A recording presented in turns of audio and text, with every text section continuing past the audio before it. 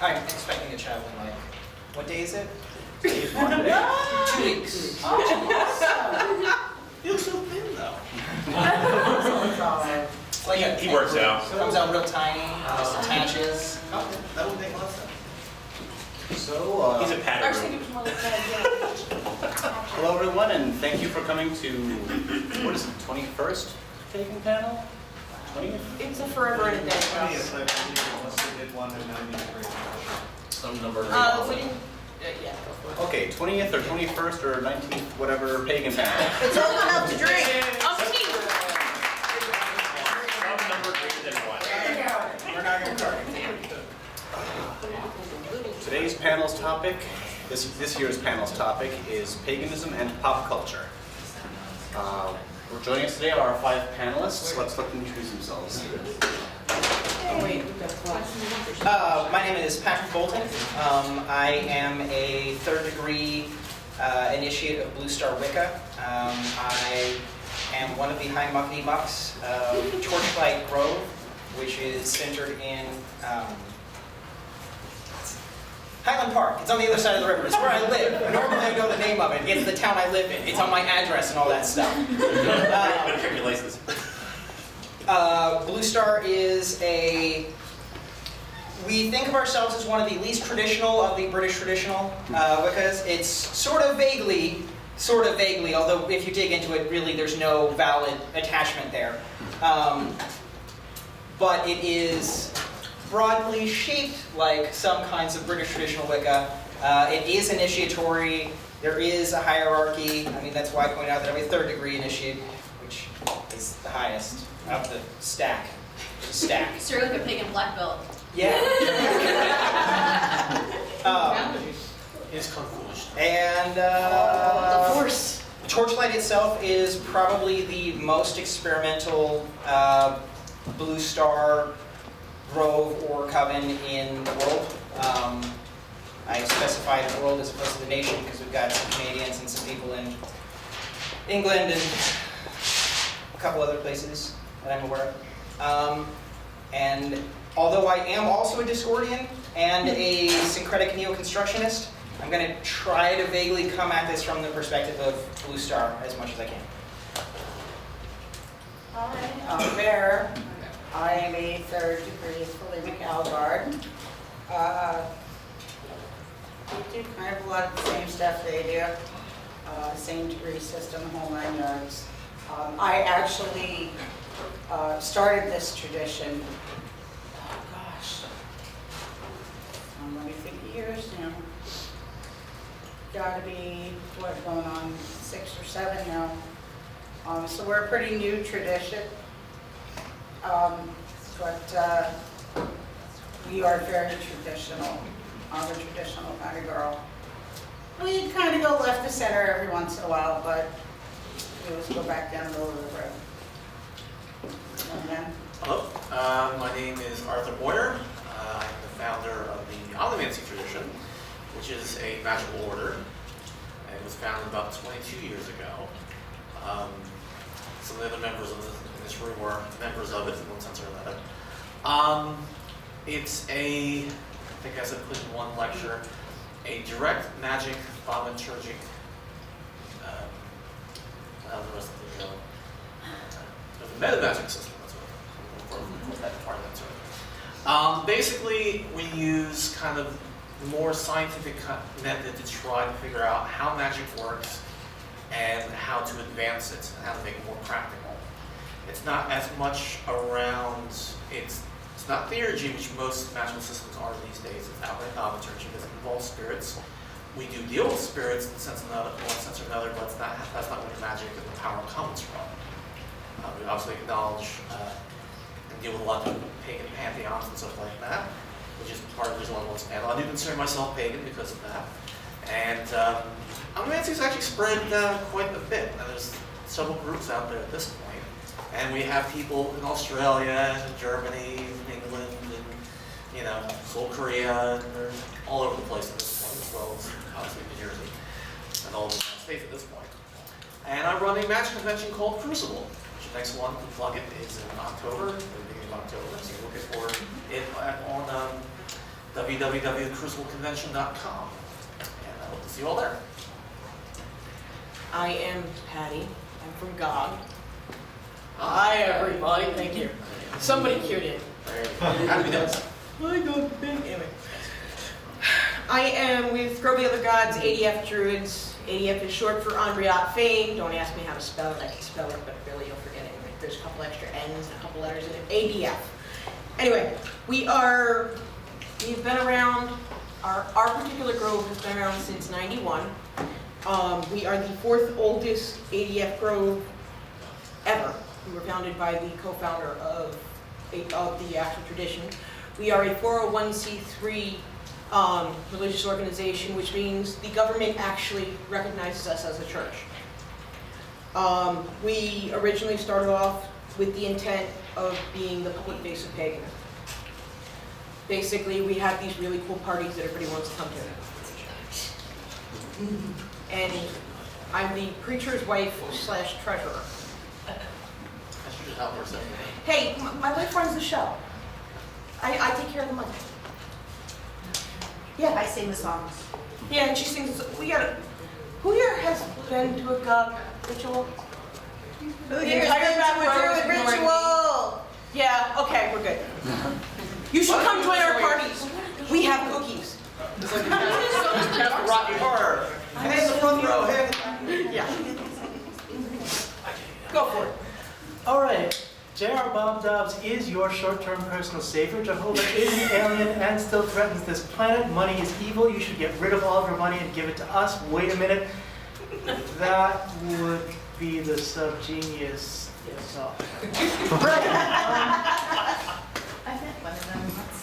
I'm Jeff Mack, and I will be representing Discordianism. Essentially, each and everything that is believed by anyone else on this panel, including things which contradict each other, I disbelieve all of those things simultaneously. What about hot dogs on Friday? I also believe in all the things said by everyone to the left of me. We That is also disbelieve in Discordianism. you, therefore you're not actually there. I've never been here. Exactly, see? You're never not there. To quote, Well, you're not here. yes, you know what, no quotes, I think I'm just going to leave that lying right around. Anyway, I run the Steampunk World's Fair. You should all go to the Steampunk World's Fair. Are you going to the Steampunk World's Fair? Yes. The answer you want to say is yes. Are you going No to the matter what Steampunk you're going or World's not. Yes. Yes. But the answer is yes. Just Fair? If spell you it give me your out. phone number, I will call and quit for you. Oh, I need this job. In my wild fair. Also, definitely come to Wicked Fair, because absolutely, Wicked Fair is a festival in the honor of Eris. You may not have planned it that way, but I am firmly aware of it. Steampunk is like a close second. Yeah. These gorillas think. Yeah. It's coming up. Anyway, I'm done. See, Jeff, It is 7:10 after your question. we still talk. See how that works? That's not necessarily a good thing. Really? Really? No, we don't know each other, do we? Okay, so we all know each other, or we've already forgotten. Either way. What's my name? Either Yeah. way. So then let's get started with the questions then. Oh shit. To time it out, I have a stopwatch. Each speaker will get 3 minutes or so. Okay. We have 7 questions. So, our first question is, in general, what do you feel or think about the way paganism is portrayed in popular culture? Short answer, I don't actually see paganism, or neo-paganism, portrayed much in popular culture. In the vast majority of cases, you aren't actually dealing with Wiccans, you're dealing with witches, who, in a lot of these cases, yeah, they're doing some kind of magic, but I don't think I've ever seen anybody do something vaguely like that. Even the ones who are explicitly Wiccan are not using the praxis that I do, or that I've ever seen anybody do, or that I've run into in a book. And I've read a number of books. I think the only time I've seen any reference to Norse paganism is on like an episode of some crime drama where you've got a gang of white supremacists, some of whom identify as Odinists. I think that's like the extent of that. There are definitely some druids in one of the Halloween movies, but they're not really that much of druids. There are, yeah, like the second. Dungeons and Dragons, right? But I mean, that's my short answer there. If we're talking about the portrayal of neo-paganism in pop culture, I just don't see it there. All right, I'm good. I know I'm under my 3 minutes, but Probably under. What little I do see, I don't like the way, especially that witches are portrayed. You know, anybody who's pagan worships Satan, and that's it, and it kind of pisses me off. So it's very rare that you see anything nowadays that even borders on something that's real. You mean we're not going around doing Hail Satan like they do in South Park? That's next Thursday. Oh, Always on alternate Thursdays. Come on, don't you remember that? Yeah. that's where Mary Poppins gets her night off, right? Yes. Hail Mary, full of Satan. And you. This is not going to be 3 minutes. Other stuff. I would agree that neo-paganism is portrayed, but maybe paganism is in one sense or another. Neo-paganism, especially the way it's a constantly moving target. I mean, think how far back you go. I mean, Hollywood will misrepresent anything it gets a hold of. That's what it does. You have to go to any movie or any TV show and have a suspension of disbelief. People get shot and they get up and go, well, that sucked, and they move on. It doesn't work that way. So why would we expect Hollywood to get it right with paganism? Now, the best that unfortunately we can hope for is that they show pagans and witches and magicians and stuff like that in a more friendly light versus the way they did in the 70s, where everybody's running around Baphomet face mask and just chanting and then killing someone on the altar and that kind of thing. And at the time, if you were doing a ritual out in the woods, the cops would come to kick you out, but they had their guns drawn. Nowadays, they'll just sort of go, okay, disperse. And as much as in the old days, the cops were far more worried about like something really, really horrible happening. Nowadays, well, it's just a bunch of people hanging out and whatever. Sometimes these days, they'll join in. So I think in that respect, Hollywood doing what they've done to completely bastardize paganism and magic and everything else like that has brought it to the popular consciousness that we're not Satan worshippers, that we're not running around stealing babies and killing them. And of course they're going to do it horribly wrong. But it's better than it was during the 70s or 80s. Now at least we're known, we're accepted, we might not be represented the way we would want to be, but it's better than being outright hunted. I wouldn't say we're totally accepted. We're a lot more accepted. A lot more accepted Yeah. as any other minority is at this point. All minorities are not quite accepted, so it is what it is, but still better than what it is. Yes, we all are. Yes, you're up. I would like to clear up the air here. Not all druids are dudes. We do have boobs. In fact, we have lots of them. Copious amounts of boobs. I would agree. No. Yeah, I Thank you. Going back in the day, way back in the 70s. That way back. I'm teasing, not far back. We were standing around drinking. Yay, chug. Yay, chug. Go further back. Back in ancient times, way back when, all druids were drinking.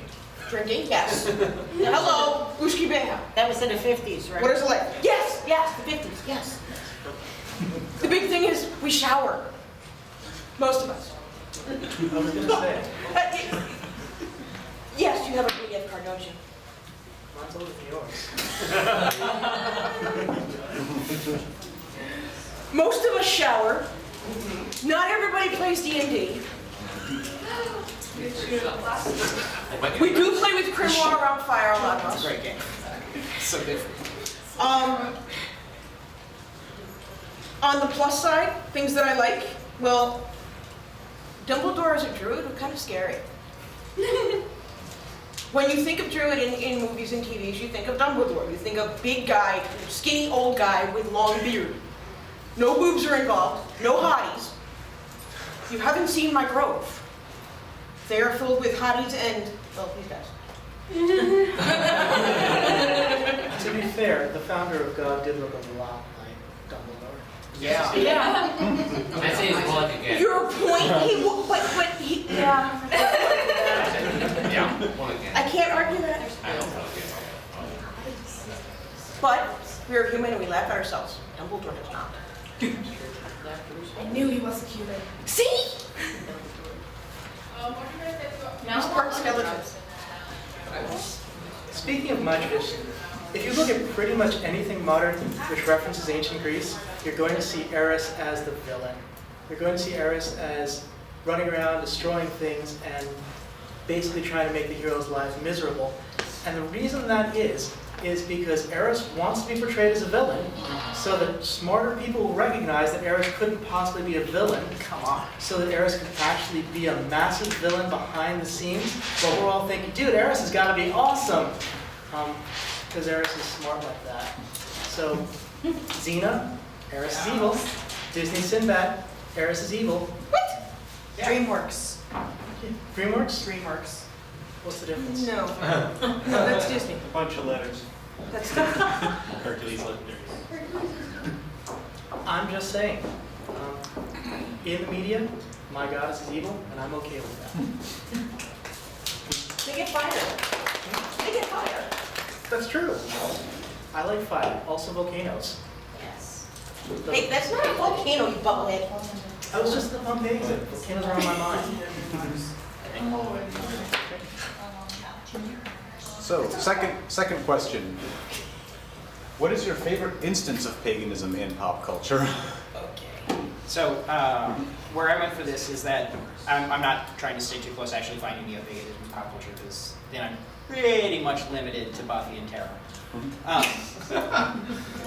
But what I have as my personal favorite instance, and something that is very useful and actually we use as a teaching tool, is the Tiffany Aching series of novels in the Discworld universe, which are about a young witch coming into her place and understanding the things that happen in those books and the lessons that occur in there, even though the actual particular practice doesn't necessarily match up with what I do on a daily basis or anything like that.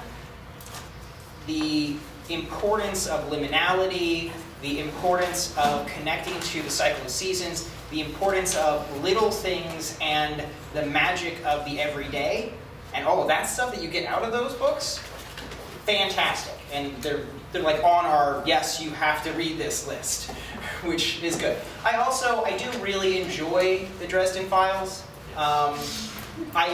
I like the way that they do the magic. I really like the way that they portray the Fae, because that's very similar to the kind of relationship that I have with the Fae. And in a lot of ways, there are a lot of things about the way that they are portrayed in there that resonate very, very, very well with my personal experiences with them. So those are pretty much my two. The Tiffany Aching stuff, partly, I mean, yes, it's also just really funny and it's really good to read and it's very pleasant, but it's also that there are just lines and points in it where you're just like, yes, that is exactly correct. Yes, you are right. I should make other people read this now. Yeah. Maybe I'll read them now. They're fantastic. No, they're Never really read good. Oh, definitely read them. Definitely. Hatful of Sky. Yeah, Sorry, what's- first just, I'm sorry, what? Who was the author again? Oh, Terry Crash. Write that down. Write that down. Yes. Take that I down. love books. And Jim Butcher's the dress box. I just got out of I just got out of class. We'll argue. Maybe it's the last day of classes. I get to start reading for pleasure again. Not me, I got something. I still have to give a final tomorrow. Go ahead and start talking. I'm I just haven't going to read for pleasure in a long Read time. Will Proctor. Audiobooks. I'm jealous. I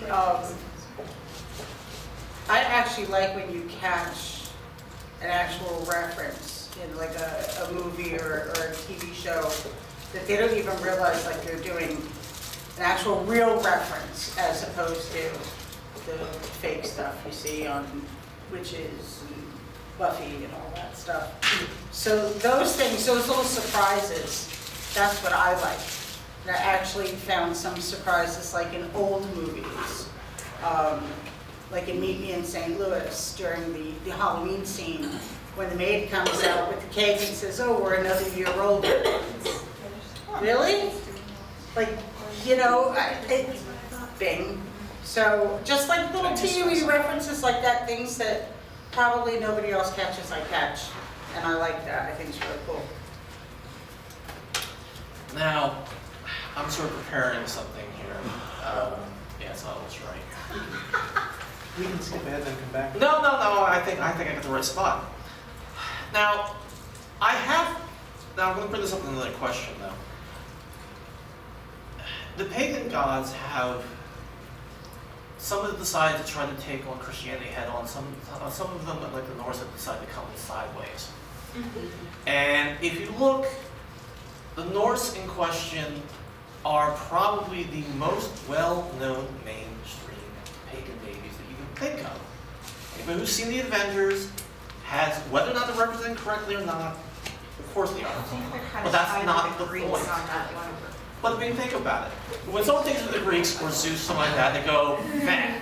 If someone thinks of Odin or Thor or Loki, they have a very different positive spin these days. I mean, you had to study Greek in college and stuff like that, but it's a little bit different now. Yes? Disney. But this is my favorite pagan moment. When would you ever think in mainstream culture would you get this? Oh. My point exactly. Now, Is that Comic-Con? Comic-Con, he comes on stage. when would you ever see a god's name in mainstream society? Think about that. Movies portrayed Think about that. Yes. Well, I mean, Loki, the general definition is always meant, always depicted hot anyway. That's why they did it that way. But that's the point. Think about paganism in pop culture. Here's your example, okay? And, he's a rock star on stage and he's the villain. Think about this. You want an example of paganism in pop culture? Here's my favorite example.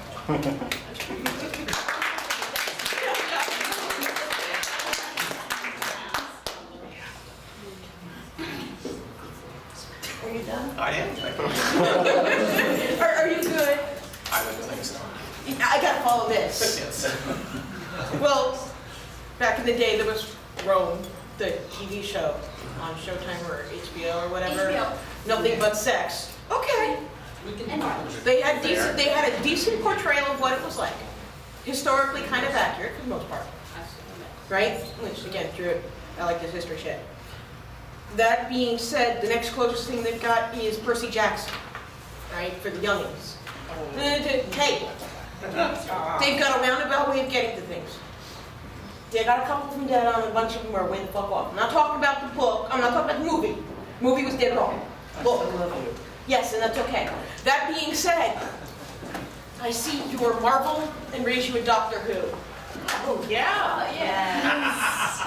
You gotta to understand this, you have to know Druidry. The way our ADF Druidry works, we don't do circles. We open gates or doors. The world, the entire past history, north, south, east, west, up, down, it's all here. We just open the gates, and I'm just kidding. Have fun with that. Great. We just open the gates, and then it comes through.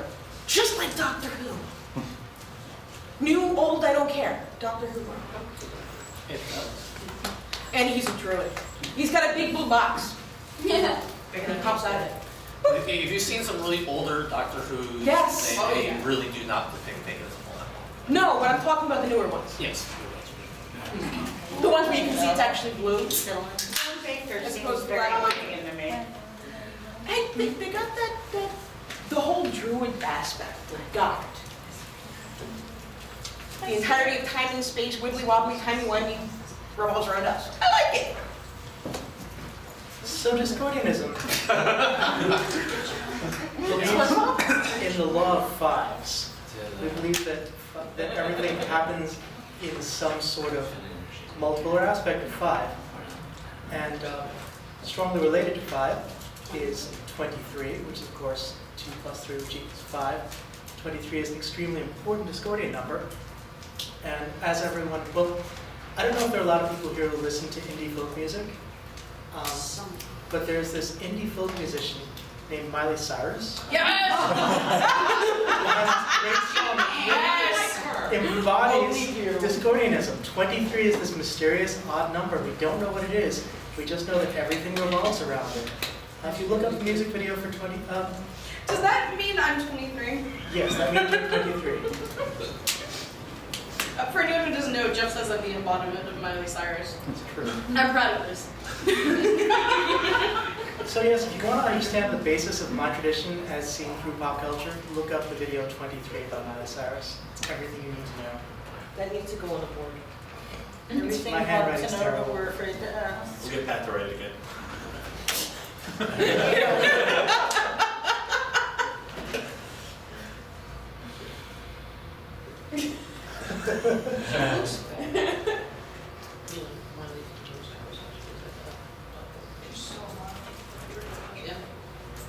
She has a new Mr. Moderator, I'm done. music video. Yeah, we're Mr. Moyer. don't choke on the Thank you. Okay, third question. How do you see paganism, your own brand and in general, influencing pop culture and vice versa? All right, so this one's a little weird. What do you think? One of our third degrees writes supernatural romance novels. So that, I think, qualifies as our particular branch of paganism affecting popular culture, assuming that you're going to count supernatural romance novels as popular culture, which you are. You are going to count that.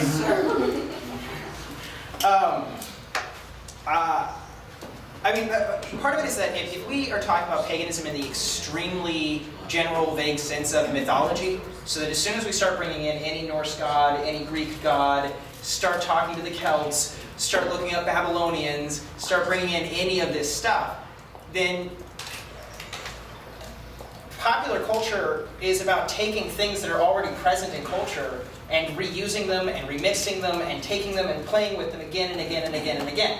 And there's a lot more pagan history than there is non-pagan history.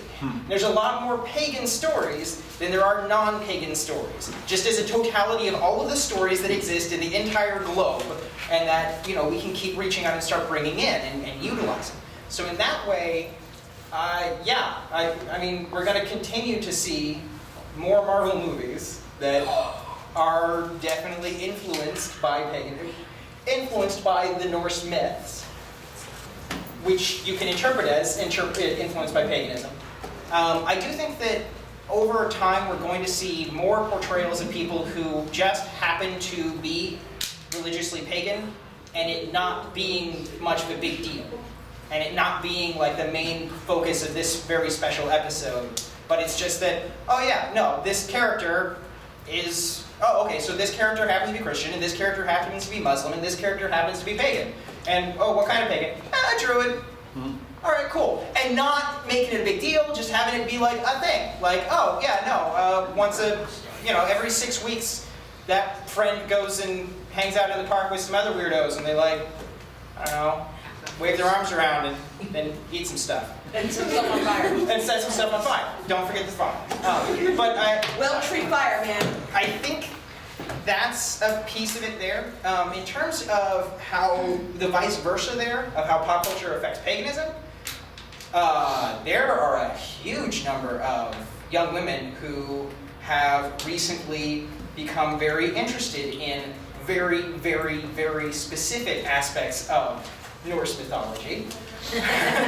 And the thing is, some of those people go on to read the sagas, and some of those people go on to read Lokasenna, and some of those people go on to actually say, all right, yes, this is one aspect, but it gets me in the door. And so I think that having paganism in pop culture brings people through the pop culture, perhaps to the pagan side of it, in a Gateway drug. gateway drug kind of a way. Yeah. Yeah. There's key, then. Yeah, we are. It all comes back to me. All right, I drew it. I'm in the center of the world. Well, I don't really see my brand of paganism in pop culture, but I do think that the stuff that's out there does bring people to us because it interests them. Unfortunately, it interests them all in the wrong way, and they all think like, you know, you're gonna do all this stuff and poof, and things are gonna appear in the air and all that stuff. But, Correctly, yeah. You mentioned that you did Thelemic, right? Yes. Well, I mean, Ozzy did a song about Crowley. Yeah. So people knew about that stuff since like the 70s. Oh, yeah. So that's pop culture right there. Oh, I know, So there you but go. what I'm saying is mostly what these people are looking at is the stuff that's, you know, not real, obviously. But that brings them in, you know, so that kind of helps to bring people in, and then you get to weed out the loonies from the ones that really want to learn and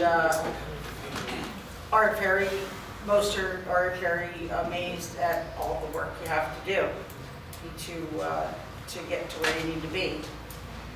So it's kind of helpful, but like I said, I don't really see like my kind of stuff in there, so. At what point did we start weeding out the loonies, and do I have to leave now?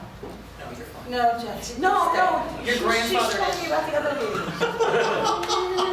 The other ones. You know, Bugs Bunny, Daffy Duck, those loonies. Exactly. All right. Obviously, as much as what I do is, I have students all over the place, but by the same token, it is so grandiose and so old that it's made its way to pop culture as Omnimancy. But magicians have been in pop culture ever since they're written stories, you know. So if you go by that aspect of it, I mean, you can look at the whole Harry Potter series. You know, I mean, it's all about being wizards and witches and stuff like that, but you know, from a more magic perspective versus a religious perspective per se. Not much more I can really say about that. We won't talk about Dumbledore and things like that. Let's back to Harry Potter and all that. But as far as how much pop culture has influenced what my tradition does, we've named things after things that we saw in movies because it worked. You know, Spaceballs is a wonderful reference for us. You know, and we grabbed it from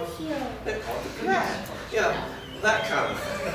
Just mostly because people who bother to really get into what's going on versus, like I said, it's a lot of work. And people who want to get through a lot of work usually very intelligent. I mean, usually you do not see historically magicians represented by stupid people. They're usually the really smart guy in the tower who seems to be smarter than everybody else, and everybody goes to him for wisdom because he seems to know what's going on. He also seems to be rather crotchety, but that's a different story of the problem. But that's the point. So if someone's actually put the work in and they're intelligent enough to actually look into these kind of things, it was magicians were the old school scientists, or scientists are the old school magicians, how do we look at that? So it's all depends how you want to look at it. So there's my answer. Taking his point and running with it, you went to the Druids for information. We were the good old-fashioned book holders, we were the scientists, we were the smart people. For that culture. We were also crotchety because we were surrounded by stupids. Yes, I have stupids. Tons of stupids. Yeah, well, we screen the stupids out too, so We are the public face. As ADF, we as in the royal we, ADF Druidry, we are the public face. We were originally intended to be the public face of paganism. Therefore, we are the gateway drug. We're also one of the first things that people think of when they think of pagan, other than the witchy. Ooh, let's run trouble. Let's throw these things as fireballs in the air. We're the tree huggers. We're depicted as the tree-hugging hippies that don't shower, that are all guys, all playing D&D, wearing those hoods. Really? That being said, we still held on to we are the historians. We will argue a point until it's dead and then argue it again, just to make sure. You're resurrecting the dead horse. We will, yes, and do it several times. And then when we can't do it anymore, we'll call an Omnimancy. Somebody from Blue Star, just, yo, help us out.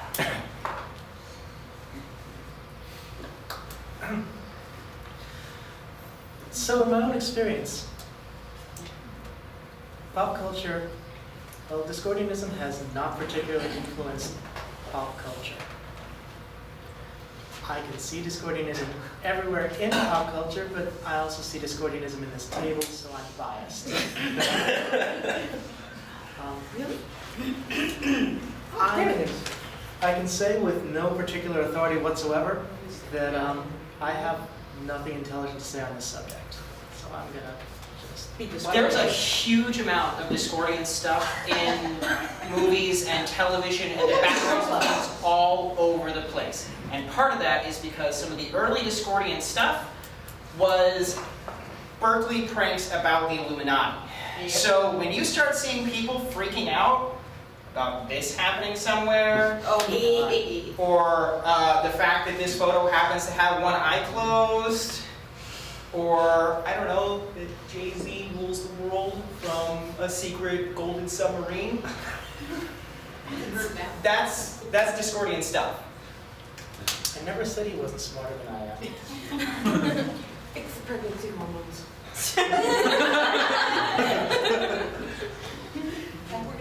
If I anyone's ever, know, I was just busy I know trying you to want to hide. if anyone's ever like seen the children's cartoon Billy and Mandy, there yes. Neris is a blatant minor character on the show, and she creates, chaos and discord by throwing golden apples.